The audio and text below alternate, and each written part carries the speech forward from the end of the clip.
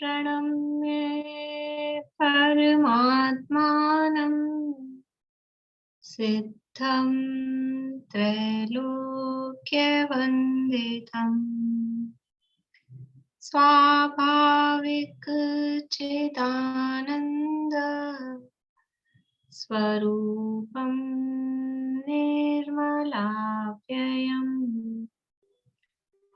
शुद्ध जीवादिद्रव्याणां देशकं च जिनेश्वरम् द्रव्य संग्रह सूत्राणां वृत्तिं वक्षे समासतः जीवमजीवमदह्वम् जिणवरवसहेण जेण नित्यम् देविन्दविन्दवन्दम् वन्दितं सर्वदा शिरसा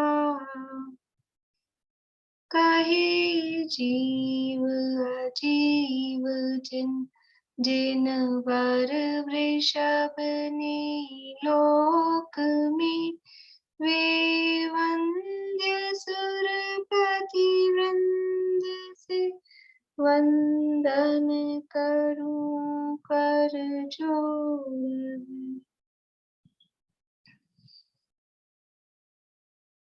गाथा पाठ करेंगे, लिखा हुआ भी बोलिए 39 से।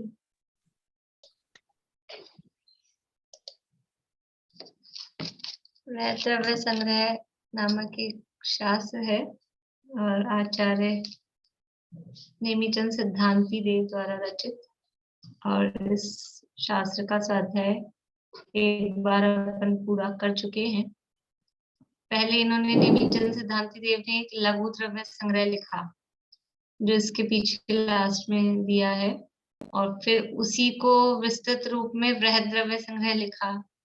और लघु में और वृहद में क्या अंतर है कि लघु द्रव्य संग्रह में 26 गाथाएं हैं, वृहद द्रव्य संग्रह में 58 गाथाएं हैं। विस्तार किया तो इतना बस, लेकिन ये टीका में ब्रह्मदेव सूरी ने बहुत उसका विस्तार किया है और काफी गूढ़ गंभीर बातें अध्यात्म की और न्याय की वो इस टीका में दी गई हैं। उसका स्वाध्याय अपन ने किया है और अब अपन रिवीजन देख रहे हैं। 48 गाथा तक का अपना रिवीजन हो गया था, ध्यान तक का प्रकरण है ना। 49वीं गाथा के रिवीजन की आवश्यकता है या आगे बढ़े पढ़ लेंगे। गाथा का अर्थ शायद अपन ने किया था क्या उसे। चलो एक बार गाथा और अर्थ करके आगे बढ़ते हैं ताकि ऐसा नहीं रहे कि छूट गया है कुछ, लास्ट का होगा तो देखते हैं। अब मंत्र वाक्य में इससे पदस्थ ध्यान कहा था उसका विवरण करते हैं। पेज 234 पर 233 पर गाथा है 49 नंबर की। 35 16 56 14 मेघम च जवह झायेह परमेठी वाचयाणम् अन्नं च गुरुवये सेन परमेष्ठि वाचक 1 2 6 4 16 5 35 अक्षर जपो नित अर अन्य गुरु उपदेश से। ये यहाँ कहा गया है कि पंच परमेष्ठी के वाचक जो 35 16 6 5 4 2 और 1 अक्षर रूप मंत्र पद है उनका जाप करो, जवह और ध्याये है उनका ध्यान करो। उनके अतिरिक्त अन्य का भी गुरु के उपदेश के अनुसार जाप और ध्यान करो। यानी किसका ध्यान, अब यहाँ ध्यान का विषय यानी किसका ध्यान करें, तो वो ध्येय का स्वरूप यहाँ इस गाथा में बताया जा रहा है कि किसका ध्यान करना है, कि पंच परमेष्ठी का ध्यान करना है। पंच परमेष्ठी के वाचक ये जो मंत्र पद हैं कितने कितने अक्षर के हैं वो यहाँ बताया। और इसी को पदस्थ ध्यान भी कहा। पदस्थ ध्यान का विषय जो है मंत्र वाक्य में स्थित पदस्थ ध्यान होता है।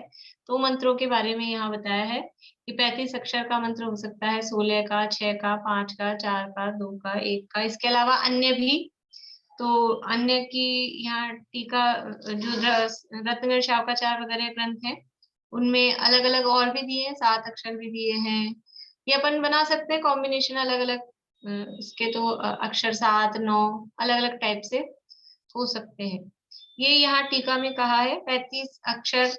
इसको 3 भागों में बांटा है। 35 अक्षर वाला है और 16, 6, 4, 5, 2 ये है, 1 अक्षर वाला है। तो इनको 3 नाम दिए हैं। कौन से 3 नाम दिए हैं? ये जो मंत्र पद यहाँ बताए हैं, मंत्र वाक्य, उनको 3 नाम दिए हैं। बोलिए प्रमिला जी।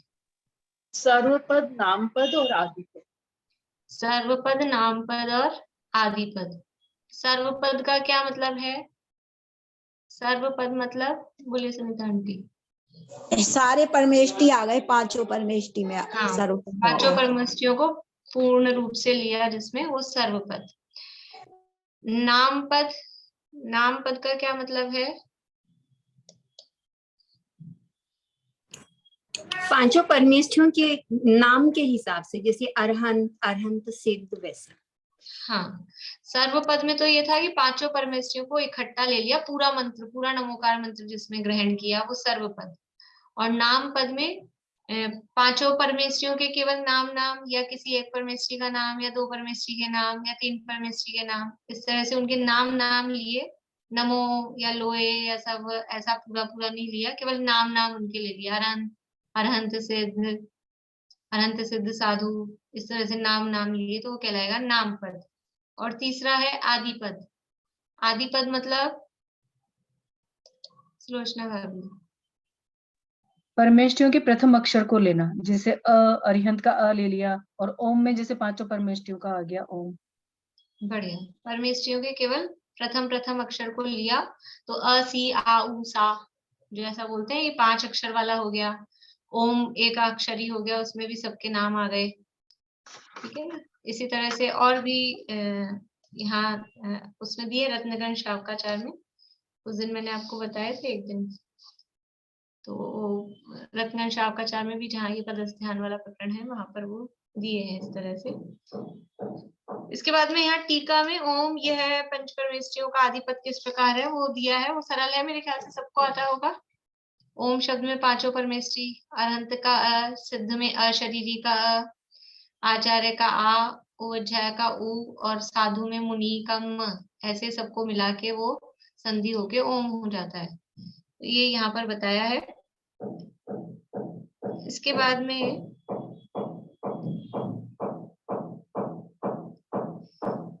थोड़ा सा यहाँ से पढ़ लेते हैं, ये ओम वाला छोड़ के 235 पेज पे बीच में जवाहजाए है, यहाँ से पढ़ लेते हैं ताकि अपनी एक बार की रीडिंग हो जाए। यहाँ से मंत्र शास्त्र के सर्व पदों में सारभूत, इस लोक में और परलोक में इष्ट फल देने वाले इन पदों का अर्थ जानकर पश्चात अनंत ज्ञानादि गुणों के स्मरण रूप से और वचन के उच्चारण रूप से जाप करो। यानी ये जो पहली बात तो इसकी विशेषता क्या बताई है कि मंत्र शास्त्र के सर्व पदों में ये सारभूत है। ये जो पंच परमेष्टि के वाचक हैं और जो भी कोई मंत्र होते होंगे उसमें सब सारभूत ये है पंच परमेष्टि के वाचक। और जो इस लोक में और परलोक में इष्ट फल देने वाले हैं, ऐसे ये पद हैं। इन पदों का अर्थ जानकर फिर अनंत ज्ञानादि गुणों के स्मरण रूप से और वचन के उच्चारण रूप से जाप करो। तो वचन के उच्चारण में वचन आया, अनंत ज्ञानादि गुणों के स्मरण में मन का काम आ गया, और ज्ञान का काम भी साथ में, उनको अर्थ को जानकर वचन से और मन से। और जब वचन से बोल रहे हैं तो काया उसमें अपने आप आ ही रही है, इन्वॉल्व हो ही रही है। बिना काया के वचन उच्चारण पॉसिबल नहीं है। तो मन वचन काया से और उसका अर्थ जानकर, इन पदों का अर्थ जानकर, पद का मतलब ये जो अरहंत, ये जो शब्द है ना उसको भी पद बोलते हैं, उसका अर्थ, और जो अरहंत पद है, अरहंत पद मतलब वो पोस्ट वाला, मतलब जो जैन दर्शन में अरहंत का जो भाव है, अरहंत जिसे कहा जाता है, तो ऐसा शब्द से भी अर्थ और उसका भाव भी दोनों तरह से जानकर, तो वो पद का अर्थ अरहंत या ये जो भी मंत्र पद है, इन मंत्र पदों का अर्थ जानकर, इन पदों का तो शब्दों का भी अर्थ और उनका भाव दोनों तरह से वो अर्थ जानकर, और फिर इनमें जो अरहंत हैं, सिद्ध हैं, वो कैसे हैं, अनंत ज्ञानादि गुणों के धारी हैं, तो अनंत ज्ञानादि गुणों के स्मरण रूप से और वचन के उच्चारण रूप से, मन में भी उनका स्मरण करें और वचनों से भी उनका उच्चारण करें, इस प्रकार से उनका जाप करना चाहिए। यानी जाप दोनों तरह से हो सकता है, 3 प्रकार हो गए जाप के, वचन से उच्चारण रूप, मन में स्मरण रूप और उभय रूप, वचन से उच्चारण भी कर रहे हैं, मन से स्मरण भी कर रहे हैं, दोनों काम हो रहे हैं, तो उभय रूप भी हो गया। उसी प्रकार शुभोपयोग रूप त्रिगुप्त अवस्था में मौन पूर्वक ध्यान करो, इस तरह से जाप करो, और फिर शुभोपयोग रूप त्रिगुप्त अवस्था में, तो यहाँ पर ये शुभोपयोग रूप कहा है क्योंकि ये जो ध्यान किया जा रहा है, ये जो जाप किया जा रहा है, ये कोई शुद्ध भाव रूप नहीं है, ये शुभ भाव ही है, उपयोग शुभ ही रूप है, इसलिए ये शुभोपयोग रूप त्रिगुप्त अवस्था में। देखो जो त्रिगुप्तियां होती है वो शुद्धोपयोग रूप होती है कि शुभोपयोग रूप होती है? त्रिगुप्ती, 3 गुप्तियां जो होती है वो शुभोपयोग रूप होती है कि शुद्धोपयोग रूप होती है?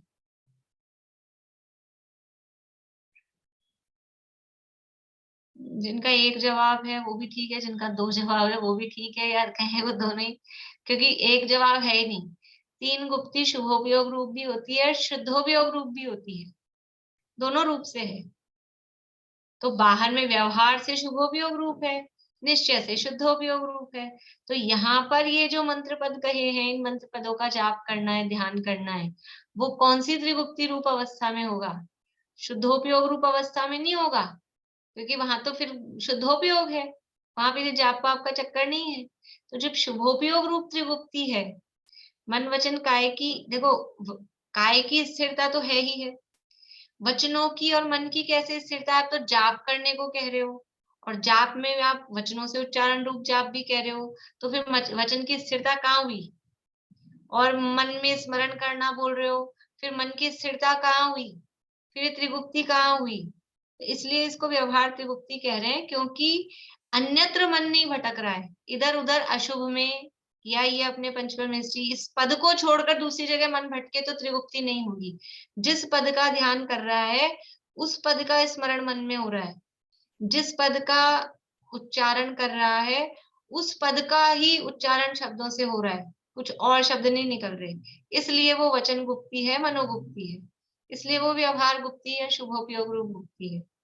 इधर उधर और दूसरी जगह और दूसरे शब्दों में और दूसरे पदार्थ में मन या वचन नहीं जा रहा है, इसलिए उसको गुप्ती कहेंगे। जैसा अपना जो था ना पृथक वितर्क विचार, पहला शुक्ल ध्यान, तो वहां एक प्रश्न अपन ने कहा है उसमें कि संक्रमण में, परिवर्तन में ध्यान कैसे, संक्रांति हो रही है पहले शुक्ल ध्यान में और आप कह रहे हो ध्यान, ध्यान तो एकाग्रता का नाम है, जहां संक्रांति होगी वहां ध्यान कैसे होगा? लेकिन वहां उसका जवाब दूसरी तरह से भी दिया है, लेकिन एक जवाब ये भी है कि जिस विषय में उपयोग लगा रहा है उसी विषय में इधर उधर दूसरे अशुभ में या और दूसरी बातों में उपयोग नहीं है, इस अपेक्षा से वो ध्यान है। और जितनी देर जिस गेय पर रहा उतनी देर तो एकाग्रता रही, कुछ समय के लिए तो रहेगा ही ना एक पे, उतनी देर के लिए एकाग्रता रही तो उतनी देर का ध्यान। तो ऐसे ही यहाँ पर भी त्रिगुप्ती समझना।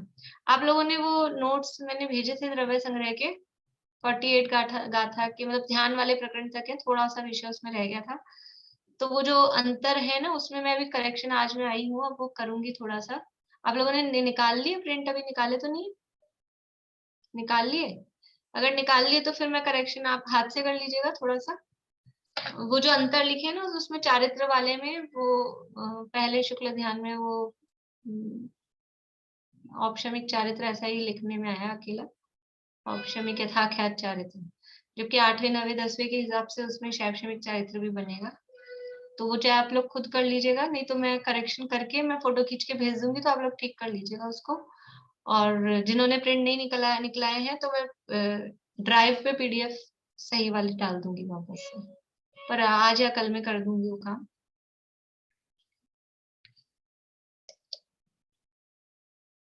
नंबर क्या है ना, फिर से बोलिए। कितने नंबर की पेज नंबर? पेज नंबर 411 या 412 होगा, जो वो चार्ट है ना, जो चार्ट है ना चारों शुक्ल ध्यान वाला। ये तो पेज नंबर 411 कैसे होगा, ये तो बहुत आगे आ रहे हैं। नहीं सॉरी 700 होगा, 400 नहीं, सॉरी सॉरी। हाँ 700, 8, 700 9, 10 ऐसे होगा। हाँ 708 और 9 है। हाँ वो मेरे को एग्जैक्टली ध्यान नहीं था, हाँ 708 और 9 है। हाँ, लेकिन इसमें दिया 709 चारित्र औपशमिक यथाख्यात चारित्र।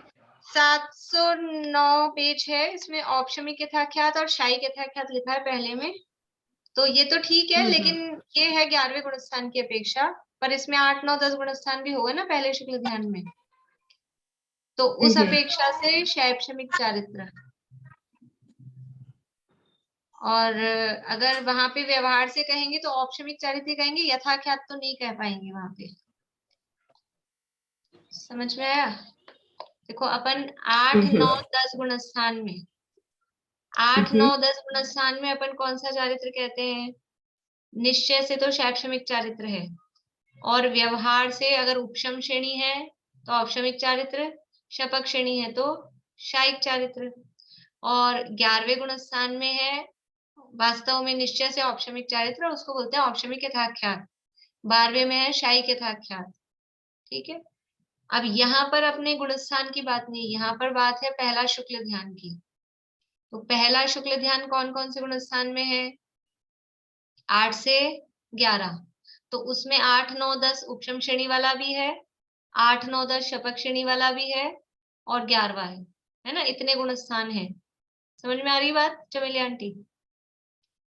पहले शुक्ल ध्यान में 8, 9, 10 उपशम श्रेणी के, 8, 9, 10 शपक श्रेणी के, और 11वां, इतने गुणस्थान पहले शुक्ल ध्यान के हैं। तो जो 8, 9, 10 उपशम श्रेणी के गुणस्थान है, उसमें निश्चय से कौन सा चारित्र होगा? शैक्षणिक चारित्र।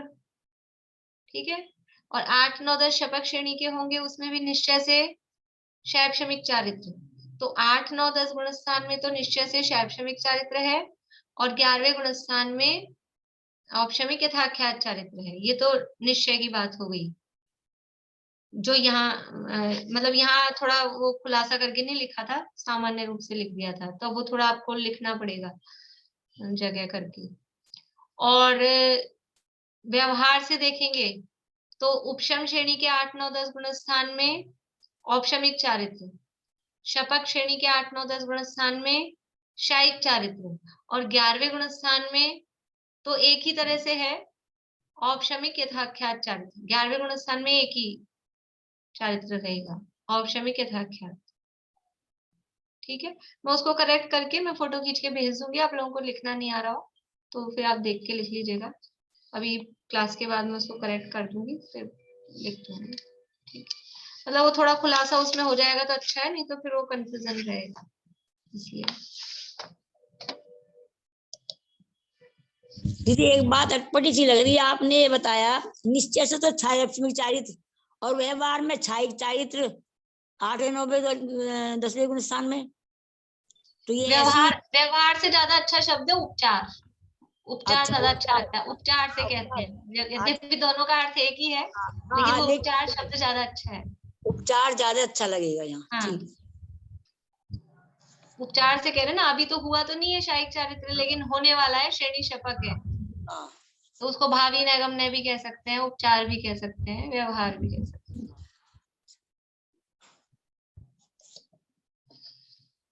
चलिए, ये हो गया त्रिगुप्तावस्था में मौन पूर्वक ध्यान करो। तथा वे पद कैसे हैं? 235 पेज पे पढ़ रहे हैं अपन।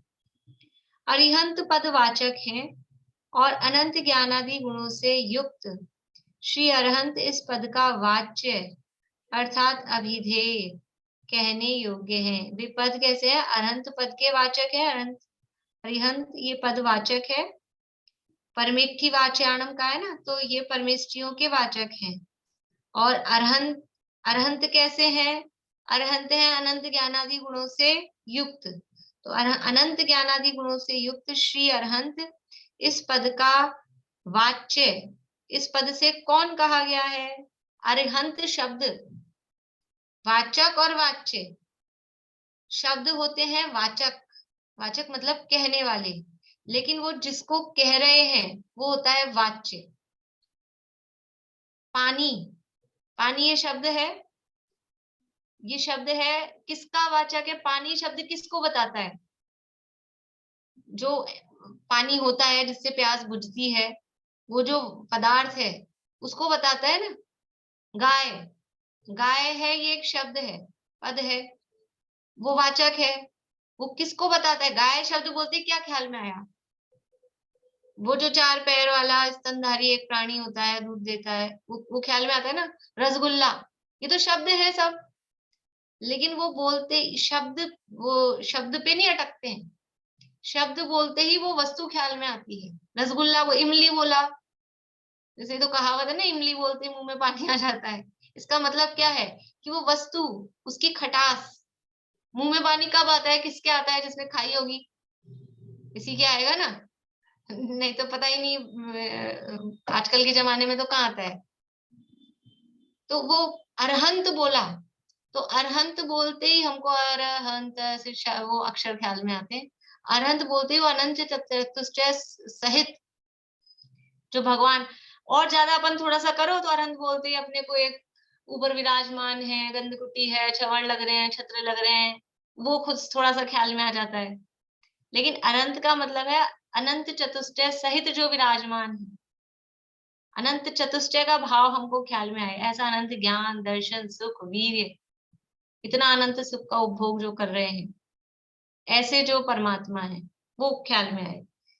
वो बात यहाँ कह रहे हैं कि ये पद अरहंत पद वाचक है और अनंत ज्ञानादि गुणों से युक्त श्री अरहंत इस पद का वाच्य अर्थात अभिधेय यानी कहने योग्य है।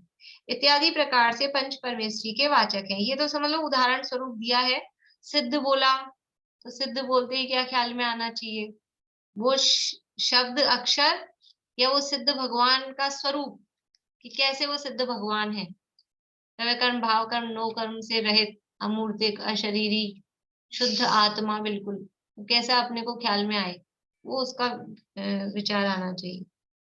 अन्नम च गुरु वयसेन, पूर्वोक्त पदों के अतिरिक्त अन्य का भी 12,000 श्लोक प्रमाण पंच नमस्कार महात्म्य नामक ग्रंथ में कहे अनुसार लघु सिद्ध चक्र, वहद सिद्ध चक्र इत्यादि देव पूजा के विधान का भेदाभेद रत्नत्रय के आराधक गुरु के प्रसाद से जानकर ध्यान करना।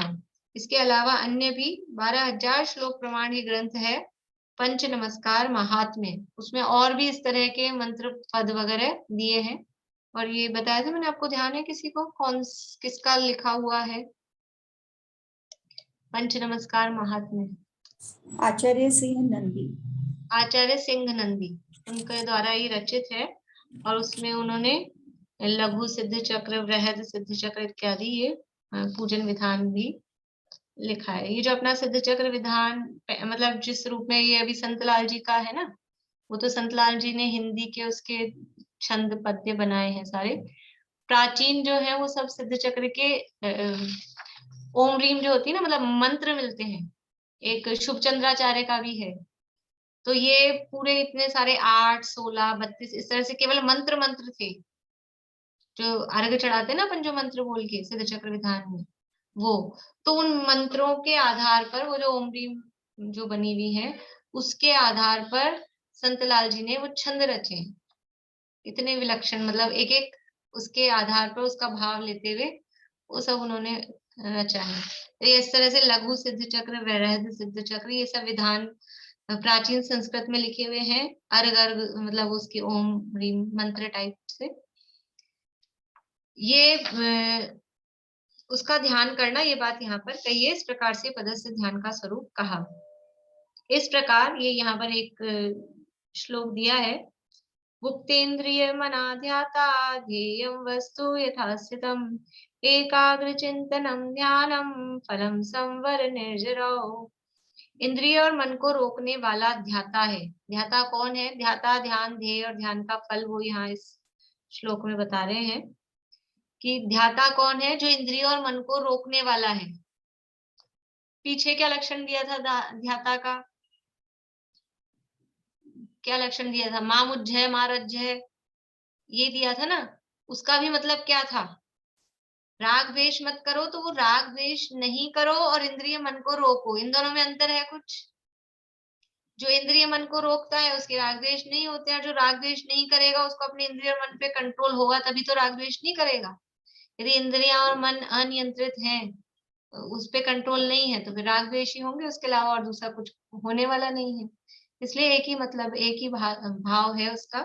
यहाँ कह रहे हैं जो इंद्रियों और मन को रोकने वाला है वो ध्याता है, जिसका अपने इंद्रियों पर नियंत्रण है, अपने मन पर नियंत्रण है, यानी उनके वशीभूत नहीं है। जैसा जैसा इंद्रियां चाहे, जिधर ले जाए, मन जिधर ले जाए विषयों में और उधर वो नहीं जाए, तो इंद्रियों और मन पर नियंत्रण करने वाला वो ध्याता है। और यथा स्थित पदार्थ वो ध्येय है। जो पदार्थ है, जो पदार्थ जैसा है, जहाँ है, यानी यथा स्थित पदार्थ का तो यहाँ मतलब मुख्य रूप से अपनी शुद्धात्मा से ही है। पदार्थ का अर्थ यहाँ पर अपना शुद्धात्मा, वो ध्येय है। और एकाग्र चिंतन वो ध्यान है। संवर और निर्जरा ये ध्यान का फल है। क्योंकि ध्यान हो, हम ध्यान तो कर रहे हैं, लेकिन ध्यान का फल क्या है? इस संवर और निर्जरा की प्राप्ति हो रही है कि नहीं होती? ध्यान का फल मुख्य रूप से क्या है? निर्जरा। देखो सूत्र क्या था? तपसा निर्जरा च। तपसा निर्जरा च मतलब तप से निर्जरा भी होती है। इसका मतलब तप से संवर तो होता ही है। संवर का प्रकरण चल रहा था, सगुप्ती समिति धर्मानुप्रेक्षा परिचय चारित्र।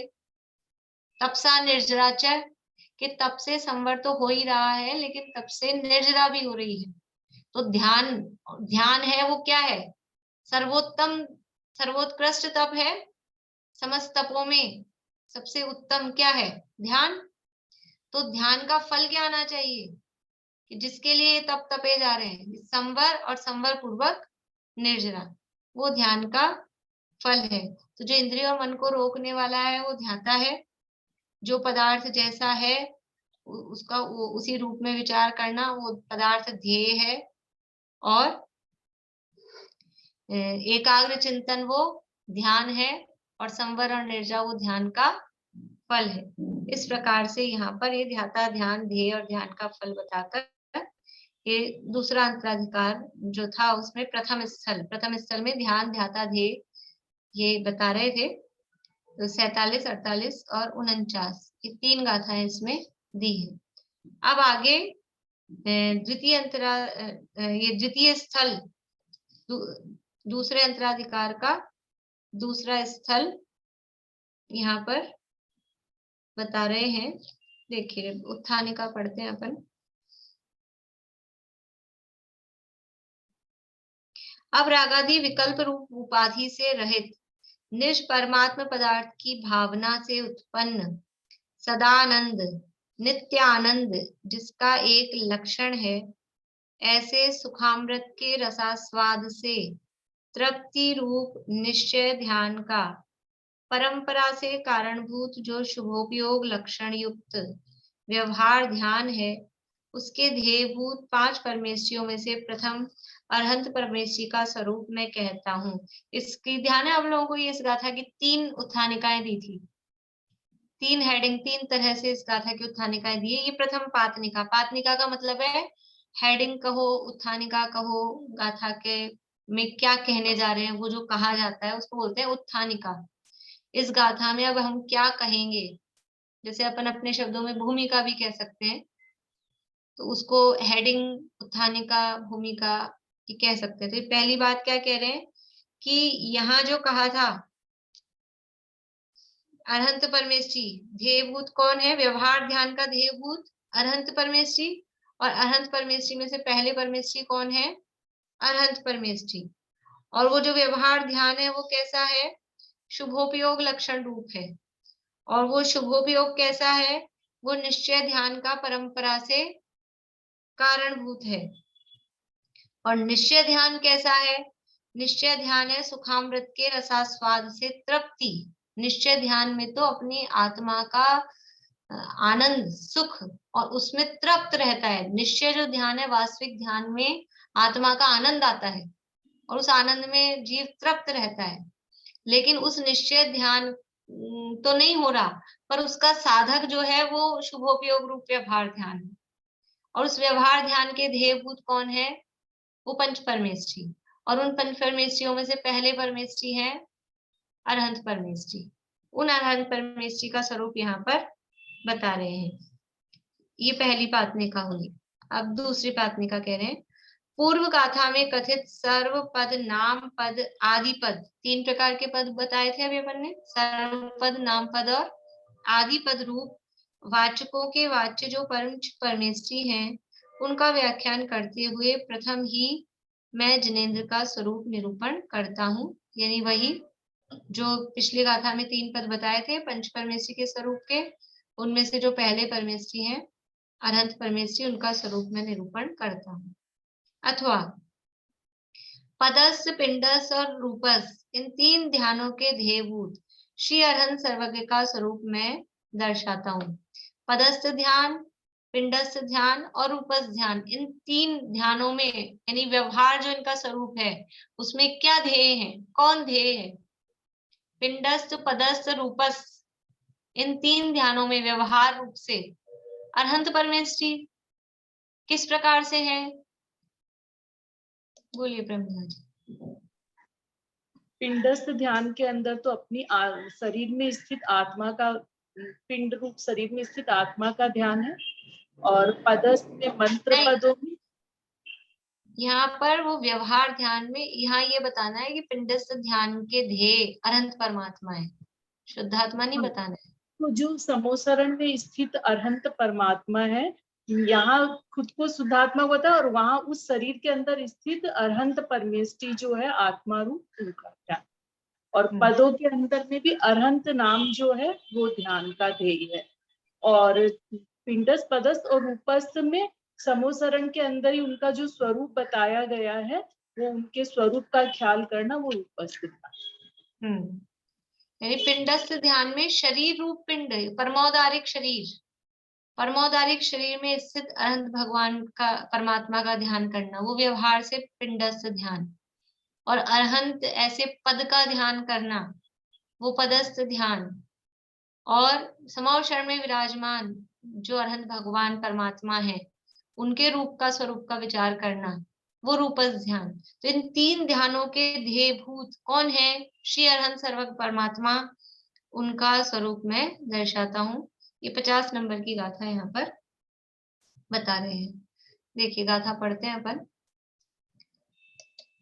नठ चदुघाई कम्मो, दंसण सुवर्णाण वीर्य मयो, सुहदेहथो अप्पा, शुद्धो अरिहो विचिंतिचो। आप लोग कोई अर्थ कर सकते हैं गाथा से, गाथा के शब्दों से अर्थ?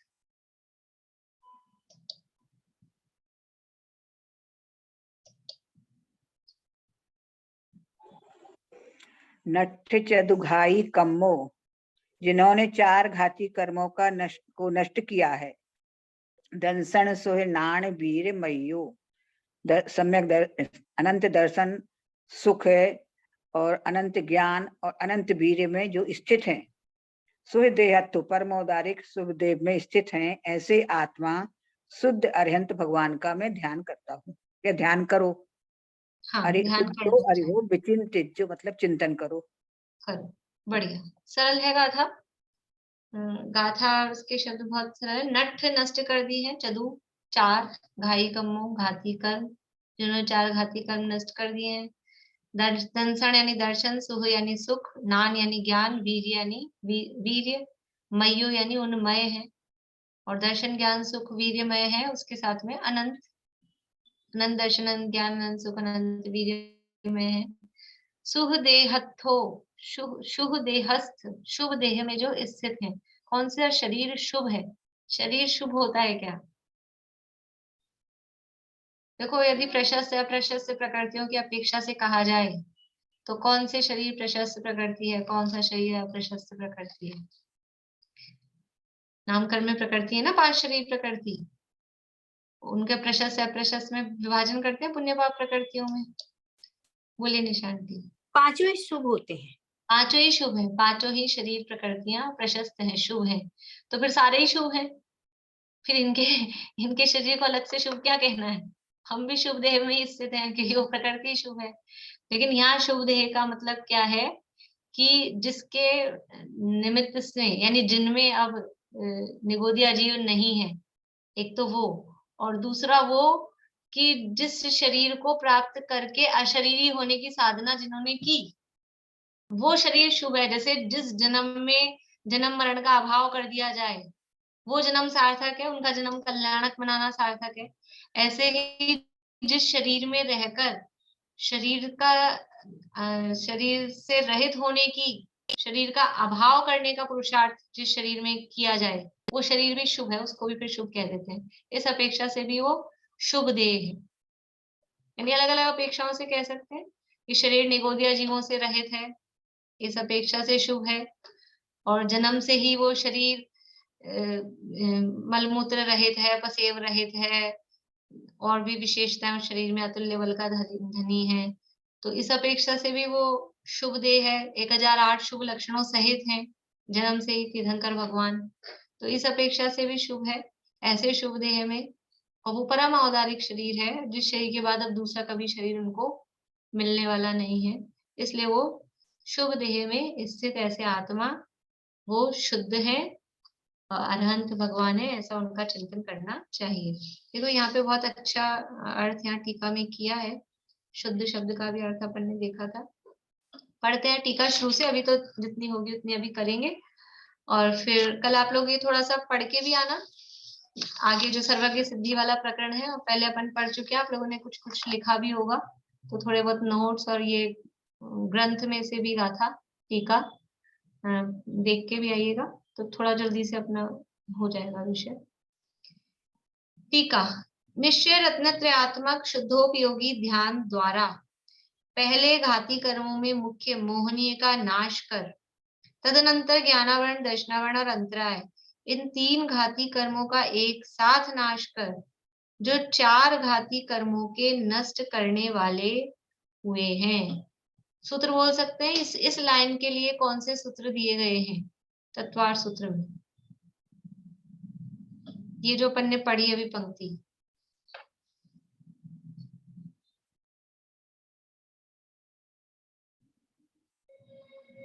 नहीं, 10वें अध्याय का पहला सूत्र है, मोहशयाच्च ज्ञान दर्शनावर्णांतरायशयाच्च केवलम। वो पहले क्या कर रहे हैं? घाती कर्मों में मुख्य मोहनीय का नाश कर। पहले तो इसका नाश होगा, मोहशयात, पहले मोहनीय का नाश। कब होता है मोहनीय कर्म का नाश? पहले का क्या मतलब, कहाँ होता है चमेली आंटी? मोहनीय का नाश कहाँ होता है? फिर से बोलिए। पहले शुक्ल ध्यान में पृथक वितर्क के विचार में।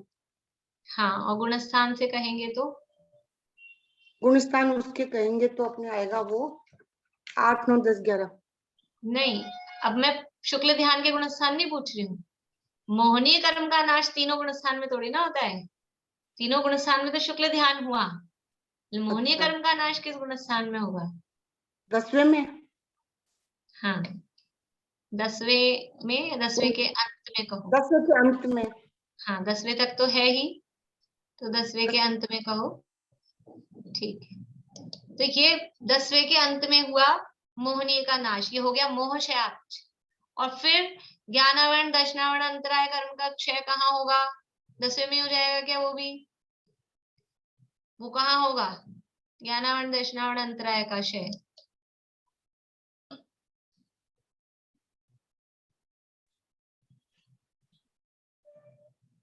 13वें में 13वें में तो है ही नहीं, शय कहाँ होगा।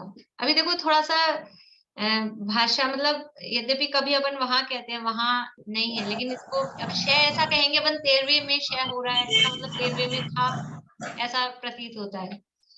13वें में नहीं कहेंगे। बोलिए भाई साहब। 12वें में के अंत समय में, 12वें के अंत में, 12वें के अंत में, यानी मोहनीय कर्म का नाश हो गया 10वें के अंत में, और 10वें के बाद मोहनीय कर्म का नाश होते ही पहुंचा 12वें में, और फिर 12वें के अंत हुआ, अंत समय आने लगा और 3 घाती कर्मों का नाश हो गया। तो यानी 4 घातिया कर्म है, चारों का नाश एक साथ नहीं है। पहले मोहनीय का नाश, मोहशयाच, फिर ज्ञान दर्शनावर्णांतरायशयाच, फिर तीनों का एक साथ, इन तीनों का एक साथ नाश। अब मोहनीय कर्म का अलग से पहले, क्योंकि सारा जो चक्कर चलाता है वो मोहनीय चलाता है, इसलिए उसको अलग से पहले निपटा दिया। बाकी 3 तो फिर निपट जाएंगे इकट्ठे भी, लेकिन वो एक ही भारी पड़ता था, उसको एक अलग से निपटाया। वो यहाँ कहा निश्चय रत्नत्रयात्मक शुद्धोपयोगी ध्यान द्वारा, यानी अब देखो अपन ने ध्यान का प्रकरण पढ़ा ना थोड़ा डिटेल में। अब ये जो निश्चय रत्नत्रयात्मक शुद्धोपयोगी ध्यान, कौन सा ध्यान है जिसके द्वारा पहले मोहनीय कर्म का नाश किया? ये पहला शुक्ल ध्यान, पहला शुक्ल ध्यान हुआ ना। अब वो पहला शुक्ल ध्यान शुद्धोपयोग रूप है, चारों ही ध्यान। यद्यपि 13वां मतलब तीसरा और चौथा शुक्ल ध्यान तो वो उपचार से कहा है ध्यान, वहां पे वो तो ध्यान के फल हैं अनंत दशा में तो, लेकिन पहले दूसरे में तो शुद्धोपयोग की दशा है। और वो जो देखो एक्चुअल में ध्यान तो है शुद्धोपयोग रूप, लेकिन अब उसका आपको स्वरूप बताना है। क्या बताएं, क्या बताएं कि वो शुद्धोपयोग में लीन होते हैं, तो पहले में भी शुद्धोपयोग में लीन होते हैं, दूसरे में भी शुद्धोपयोग में लीन होते हैं। अंतर क्या करें? फिर पहला और दूसरा दो कह किस अपेक्षा से रहे, तो वो अंतर बताने के लिए वो जो साइड में क्या चल रहा है उससे वो साइड वाली बात बताइए कि इनके अलग ये संक्रांति हो रही है कि इनके संक्रांति नहीं हो रही है। एक्चुअल में तो वो ध्यान है, ध्यान है मतलब शुद्धोपयोग की दशा है। लेकिन अब वो सबकॉन्शियस में पहले वाले में क्या होता है और दूसरे वाले में क्या होता है, उस आधार पर उनका स्वरूप बन गया, लेकिन वो उस ध्यान का स्वरूप नहीं है वास्तव में। ध्यान तो शुद्धोपयोग रूप ही है एक्चुअल में तो। और उस ध्यान के द्वारा ये घाती कर्म, मोहनीय कर्म का नाश और 3 घातीय कर्मों का नाश होता है। वो संक्रांतियों के द्वारा नाश नहीं होता है, नाश हो रहा है शुद्धोपयोग के द्वारा, उसके बल से। बोलिए भाई। वही अंतर जो है, कुछ क्रिया होती रहती है, उनका उपयोग उसमें नहीं जाता है, वो अपने ध्यान में लीन रहते हैं और बाहर में ये सब होता रहता है। हाँ। तो मतलब जो होता है उस समय वो उसकी उससे पहचान कराई गई है। हाँ, बस ये हाँ, बिल्कुल। वो पहचान बाकी तो कराने के लिए कोई माध्यम नहीं है ना, और क्या करें, उसके आधार पे पहचान करें। बोलिए दीदी। मैम जो 12वां गुण स्थान में जो आपने अंत समय में कहा, तो उसका तो बहुत कम पीरियड है, तो वो तो पूरा समय ही 12वें गुण स्थान में ध्यान ही है, तो अंत समय आपने नहीं, मतलब पूर्वे देखो पूरे में ध्यान है। देखो अपन कोई काम चालू करते हैं ना, कोई काम चालू करते हैं तो काम अभी अपन ने चालू किया 2:29 पे, तो वो काम चालू हो गया, तो उसको कह रहे हैं ध्यान। लेकिन जिस चीज के लिए वो ध्यान शुरू किया था हमने, वो रिजल्ट अपने को मिलेगा 2:30 पे, 2:35 समझो, थोड़ा बड़ा टाइम ले लो। मतलब तो ये अंतिम 2:29 से लेके 2:35 तक वो काम चल रहा है, वो उसका पीरियड है। लेकिन जो रिजल्ट हमको चाहिए वो लास्ट मोमेंट पे आएगा, जैसे 2:35 14 गुण स्थान के अंतिम 2 समय में जैसे कर्म प्रकृतियां झड़ती है, फिर जो होता है उसी हिसाब से यहाँ पे भी जो कर्म झड़ेंगे क्या अंतिम समय में इसी तरह? हाँ, अंतिम समय में देखो जो गुणस्थान है ना वो एक समय का तो है नहीं, गुणस्थान का टाइम अंतर्मूर्त, और अंतर्मूर्त में असंख्यात समय है। तो अंतिम समय से पहले तक के जो समय है उसमें तो चल रहा है प्रोसेस, और वो प्रोसेस होते होते मान लो चोट मार रहा है, चोट मार रहा है, चोट मार रहा है, तो वो पूरा काम 12वें गुणस्थान में शुरू हुआ चोट मारने का, और वो जैसे ही लास्ट टाइम आया और वो टुकड़े टुकड़े हो गए उसके, तो वो नष्ट हो गया ऐसे।